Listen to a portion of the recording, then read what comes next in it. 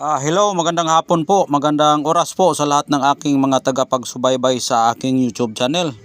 Ngayon po ay ating pag-uusapan itong ating nakukuhang bato o mutya kung tawagin. Pero bago ko sisimulan itong aking kwento ay yung mga baguhan po ay huwag makalimot na mag-subscribe, mag-like at mag-share para maka-update din po kayo sa susunod kong mga videos na aking ina-upload dito. Ngayon po, pag-usapan natin itong ating mutya na nakukuha sa araw ng Biyernes. Ito po ay Biyernes na kukuha. Ito po ay isa sa pinakamagandang bulaklak na nagiging bato. Ayan. Bulaklak po ito ng mananaw o orchid na mananaw kung tawagin. Ayan. Isa po ito sa pinakamagandang bulaklak na ang kanyang bulak ay nagiging bato. Ayan po. Kung titingnan nyo mabuti po yan po ay isang bulak po yan, bulaklak o bulak niya. Yan po ay isang bato na po yan. Kahit pukpukin natin yan, bato na po ito. Oh. Ayan, bato na po yan. Ay nakikita ko ito dito sa aming pananim, yung tinatawag nila na mananaw. Ang mananaw, yung makapal yung dahon niya na kulay violet po yung kanyang dahon na makapal. At ang kanyang bulaklak ay kulay puti. At ito po ay ang kanyang bulaklak ay puti at yung kanyang bulaklak ay nagiging bato. Ayan. Dito po yung kanyang pungango o kung saan siya namumulaklak dito sa butas na po yan. At siya ay namumulagkad. O yan, nagbubuliskad siya. Yan. Pag ganon yung bulak niya pag ganyan, namumuliskad. Ayan. Napakagandang mutya. Dahil bihira ka lang makakita ng mutya sa mananaw o orchid. Sa amin, mananaw, yung sa ibang orchid na tinatawag. Ayan. Kung nakakita kayo ng orchid na ang kulay po ng kanyang dahon, violet, tapos para siyang may bulak na para siyang waling-waling na kulay puti, ang tawag po niyan sa amin ay mananaw o sa ibang salita o sa ibang pangalan orchid.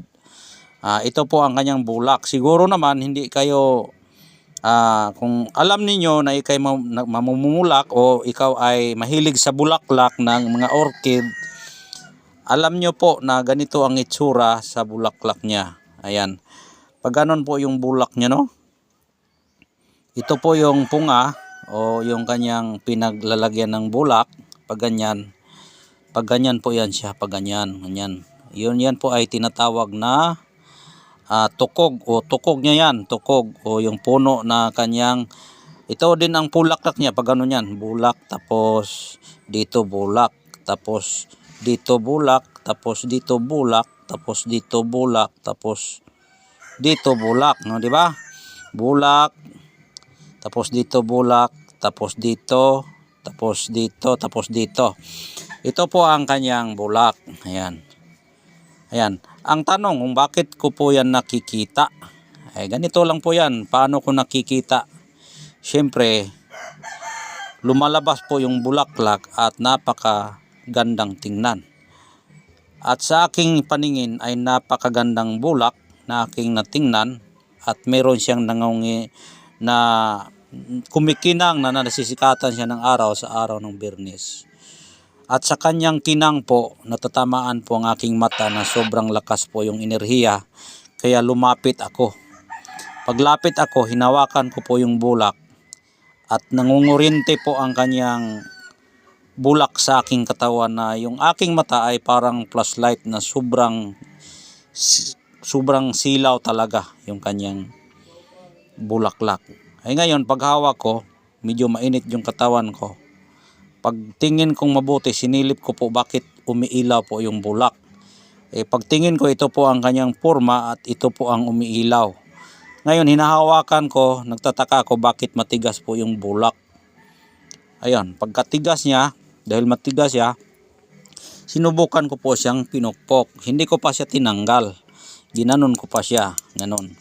Iba to talaga. Na ang ginawa ko, hiningi ko sa bulak, sabi ko, ikaw ay birtod na mutya, akin ka na. Dahil ikay nagpapakita sa akin, ikay para sa akin. Ngayon, nakuha ko na siya at dinadandahan ko siyang kinuha dito sa may butas na kanyang pupunuan. Puno niya yan. Tapos pag ganyan ko, kaya nabuta siya dahil puno po niya yan. O, pag ganun yung itsura niya, ngayon kinagat ko po yan, siya po ay bato. Ngayon napakaganda siya. Ang gamit po nito, kung alam nyo lang po kung anong gamit ito, ay maganda ito sa panggayuma. Itong bulaklak. Maganda ito sa gayuma, itong bulaklak natin. Kaya napakaganda itong ating bulaklak. Ayan. Maganda sa gayuma ang bulaklak na mananaw o orchid. Yan.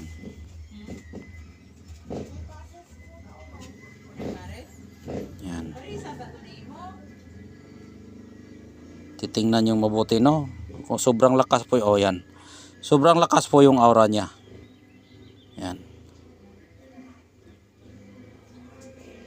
Oh.